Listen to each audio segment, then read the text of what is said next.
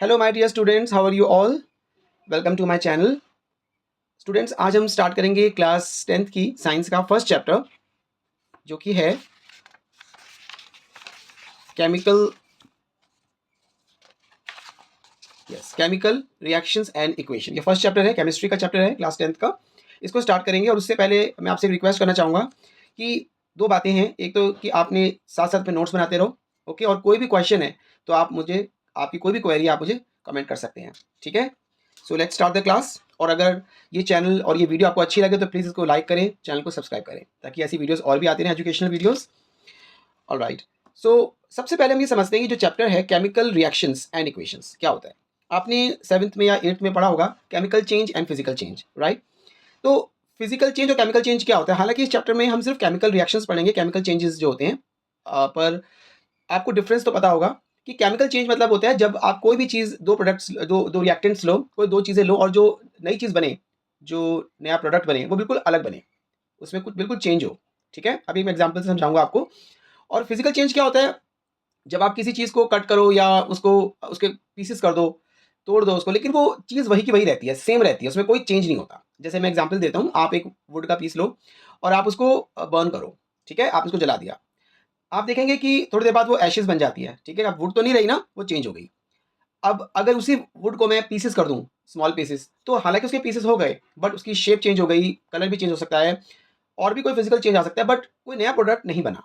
I hope आपको समझ में आ गया होगा। तो इस चैप्टर में हम सिर्फ केमिकल चेंजेस या केमिकल रिएक्शंस को पढ़ेंगे कि जब भी कोई केमिकल चेंज होता है तो किसी केमिकल रिएक्शन की वजह से होता है। कुछ एग्जांपल्स देखते हैं डेली लाइफ में। जैसे आपने देखा होगा कि if milk is left at room temperature during summer, आप जैसे दूध को छोड़ देते हो बाहर कई बार, है ना, तो वो क्या हो जाता है, आप देखते हो दूध खराब हो गया। क्यों हुआ? क्योंकि समर्स में केमिकल रिएक्शन हुआ और वो दूध खराब हो गया। या जैसे आयरन का तवा होता है या कोई नेल होती है, अगर आप उसको ह्यूमन या ह्यूमिड एटमॉस्फेयर में छोड़ देते हो बाहर, तो उसमें जंग लग जाती है, रस्ट लग जाती है, वो भी केमिकल चेंज है। या ग्रेप्स जैसे देखते हो फर्मेंटेड हो जाते हैं और उससे किशमिश बनती है, तो वो फर्मेंटेशन है ग्रेप्स का, तो वो भी केमिकल चेंज है, एक नया प्रोडक्ट बन गया। जैसे कि फूड बनता है, खाना बनाते हैं हम, और हमारी बॉडी में जो फूड डाइजेस्ट होता है, और जो फूड डाइजेस्ट होता है वो भी केमिकल चेंज है। ग्लूकोज बनता है ना, हम तो खाना खाते हैं लेकिन हमारी बॉडी में ग्लूकोज बनता है बाद में, तो इट्स अ केमिकल चेंज। और हम जो रेस्पिरेशन, जो हमारा प्रोसेस है, it's also a chemical change. तो ये हमारे डेली यूज के बेसिक एग्जाम्पल्स है जिससे हम समझ सकते हैं कि केमिकल जो चेंज है, केमिकल रिएक्शंस क्या होते हैं। चैप्टर स्टार्ट करते हैं। So in all the above situation the nature and the identity of the initial substance have somewhat change, ठीक है। तो हमने देखा था स्टार्टिंग में तो हमने कुछ लिया था, जैसे मिल्क लिया था, और बाद में तो कुछ और ही बन गया, प्रोडक्ट चेंज हो गया, है ना। तो ये है केमिकल चेंज। तो इसमें हम देखेंगे कि we have already learn about physical and chemical change of matter in our previous classes. हम छोटी क्लासेस में पढ़ चुके हैं फिजिकल और chemical change. And whenever a chemical change occurs we can say that a chemical reaction has taken place. Very important point, कि जब भी कोई केमिकल चेंज होगा तो इसका मतलब जरूर कोई केमिकल रिएक्शन हुआ होगा, ठीक है। आई होप आपको समझ में आ रहा होगा, ठीक है। अब देखो, you may perhaps be wondering as what is actually meant by a chemical reaction. अब आप सोच रहे होंगे केमिकल रिएक्शन होता क्या है, and how do we come to know that a chemical reaction has taken place, और एक केमिकल रिएक्शन बन गया है, कैसे बना है। तो उसका हम एक एक्टिविटी करते हैं, बहुत ही सिंपल एक्टिविटी है। आई होप आपको ये दिख रही होगी, ये देखिए ये एक्टिविटी है। तो पहले मैं आपको बता देता हूँ इस एक्टिविटी में करना क्या है, क्या क्या लेना है। देखो, इसमें हमें एक लेना है वॉच ग्लास, ठीक है, ये रहा वॉच ग्लास। और आपने यहाँ पे ये जो टोंग से एक मैग्नीशियम रिबन लेना है। क्या लेना है? Magnesium ribbon. और यहाँ पे ये बर्नर है, ठीक है। और अब देखिए इसमें क्या क्या चीज़ें आपको, एक बार पढ़ लेते हैं इसको, एक्टिविटी को। देखो, the activity needs a teachers assistance, it would be better if the students wear suitable eye glasses. क्योंकि इस एक्टिविटी को करते समय आपको ध्यान देना है, एक वाइट डेजलिंग वो निकलेगी, लाइट निकलेगी, तो आपकी आंखों में ना जाए, तो इसलिए आप ग्लासेस पहन लेना और किसी के सुपरविजन में करना। अब देखिए क्या करना है। Clean a magnesium ribbon about 3 to 4 centimetre long bye rubbing it with a sand paper. अब आपने मैग्नीशियम रिबन लिया, ये रहा मैग्नीशियम रिबन। अब आपने उस मैग्नीशियम रिबन को रब करना है पहले सैंड पेपर से। क्यों करना है? बिकॉज अगर आप उसको ऐसे ही बंद करोगे वो नहीं होगा, उसके ऊपर एक लेयर है जो कि मैग्नीशियम ऑक्साइड, एमजीओ की है, एमजीओ कहते हैं उसे। तो ऐसे बर्न नहीं करेगा, तो बर्न नहीं होगा, आपको उसको रब करना होगा, राइट। तो ये क्वेश्चन भी आ जाता है कि why do we burn the magnesium ribbon, ठीक है। उसके बाद क्या करना है? Hold it with a pair of tongs, ठीक है। हमने टोंग्स से इसको पकड़ लिया, इसको यहाँ पे मैग्नीशियम रिबन को होल्ड कर लिया। Burn it using a spirit lamp as burner and collect the ash as formed in the watch glass. तो मैंने क्या बताया आपको, इसको आप बर्न करोगे और इस वॉच ग्लास में आप थोड़ी देर बाद देखोगे एशेस गिरते हैं, ठीक है। अब जो ये जो एशेस हैं, ये व्हाइट एशेस हैं, ठीक है। Burn the magnesium ribbon keeping it away as far as possible from your eyes. What do you observe? आप क्या ऑब्जर्व करते हो इस एक्टिविटी में? आपने मैग्नीशियम रिबन को बर्न तो कर लिया, लेकिन हुआ क्या, ठीक है। ये हम देखते हैं कि अब हमें क्या मिला। ओके, तो अब क्या हुआ, जब आपने उस मैग्नीशियम रिबन को बर्न किया, तो you must have observe that magnesium ribbon Burns with a dazzling white flame and changes into a white powder. तो मैंने क्या बताया था आपको कि वो जो मैग्नीशियम है ऑक्सीजन के कांटेक्ट में आएगा, एयर में ऑक्सीजन होती है Mg प्लस O2, ये मैंने रिएक्शन लिख दिया यहाँ पे Mg प्लस O2 तो बनेगा MgO, हालांकि आगे 2 लगाए हैं, ये हम बाद में डिस्कस करेंगे।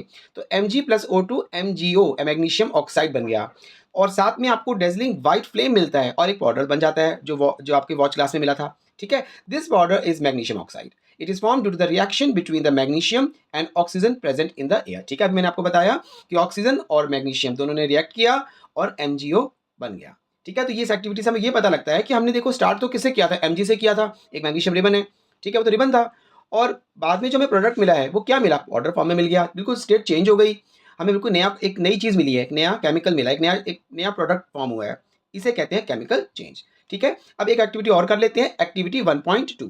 अब देखो इसमें क्या करना है, take a lead nitrate solution in a test tube, अभी टेस्ट ट्यूब लो, उसमें लेड नाइट्रेट डाल दो आप, ठीक है।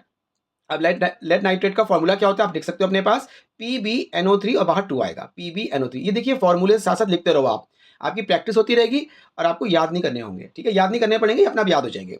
सो PbNO3 2 ये आपका लेड नाइट्रेट है, इसको आपने टेस्ट ट्यूब में लिया, आपने इसमें ऐड किया पोटेशियम आयोडाइड, अब देखो फिर एक और फॉर्मूला आ गया KI मतलब पोटेशियम आयोडाइड KI, ये भी आपने इसमें ऐड कर दिया। अब क्वेश्चन ये है कि व्हाट डू यू ऑब्जर्व, अब देखो रिएक्शन होगा ना, क्योंकि आपने एक लेड नाइट्रेट लिया सोल्यूशन लिया और आपने उसमें पोटेशियम आयोडाइड सोल्यूशन डाल दिया, तो कुछ तो बनेगा ना, केमिकल चेंज होगा।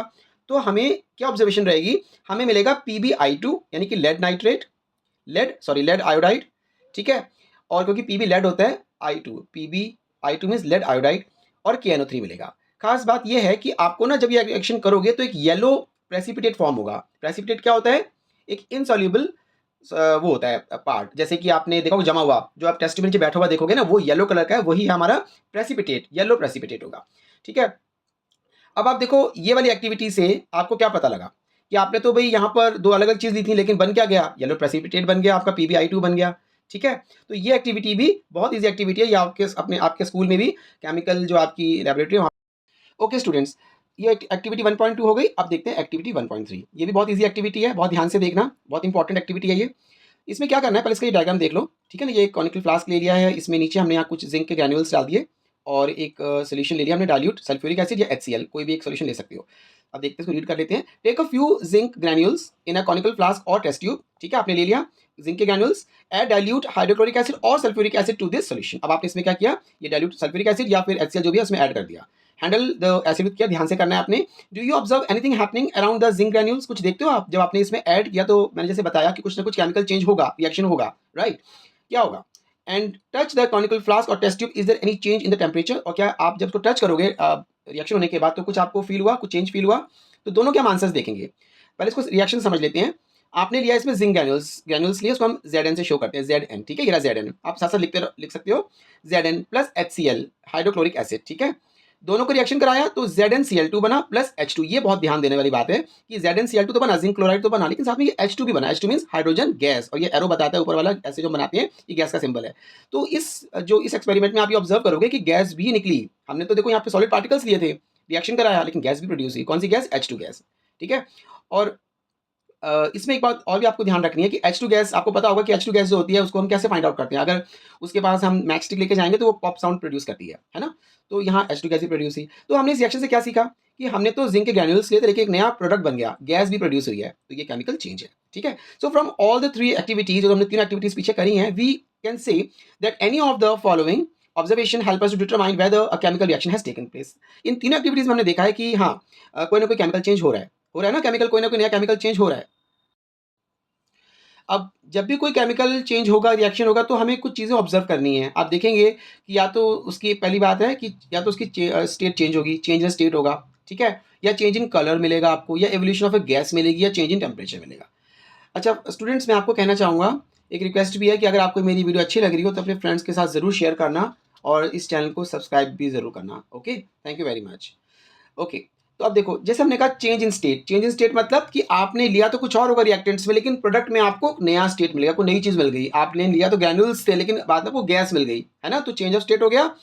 चेंज इन कलर भी चेंज हो सकता है। देखो आप, मैंने जो एक्टिविटी की थी पीछे, ये येलो प्रेसिपिटेट आया था, वो येलो कलर आया था, है ना, तो हमें कलर भी मिल गया। एवोल्यूशन ऑफ ए गैस भी मिली हमें, H2 गैस मिली इस एक्टिविटी में, तो हमें गैस भी प्रोड्यूस हो सकती है। किसी भी केमिकल चेंज में 4 पॉइंट्स आपको देखने को मिल सकते हैं। और लास्ट है चेंज इन टेम्परेचर, मतलब टेम्परेचर भी। तो ओके, एक चीज़ मैं यहाँ बताना भूल गया आपको कि यहाँ जो क्वेश्चन था, टच द कॉनिकल फ्लास्क और test tube, is there any change, यहाँ का आंसर यही वाला है कि जब आप उस कॉनिकल फ्लास्क को छुओगे ना तो वो गर्म होगा, हॉट हो जाएगा इस रिएक्शन के बाद, तो चेंज इन टेम्परेचर हो गया, ठीक है ना। एंड ये जो था, do you observe anything happening around the zinc granules, तो यहाँ पे बबल्स बनेंगे और बबल से गैस प्रोड्यूस होगी, वो जो H2 गैस जो हमने डिस्कस की थी अभी, ठीक है। तो जब भी कोई केमिकल चेंज होगा, ये 4 पॉइंट्स में से कोई ना कोई मिल सकता है, ज़रूरी है चारों पॉइंट्स मिले, कोई एक मिल सकता है। So as we observe the changes around us, we can see that there is a large variety of chemical reactions taking place around us. We will study about the various types of chemical reactions and their symbolic representation in this chapter. तो बहुत सारे chemical reaction हमारे आसपास ऐसे ही होते रहते हैं, और आगे हम इस चैप्टर के जो केमिकल रिएक्शंस कैसे उसको हम शो करते हैं, उसके सिंबल्स क्या हैं, उस पर डिस्कस करेंगे। Thank you for watching this video.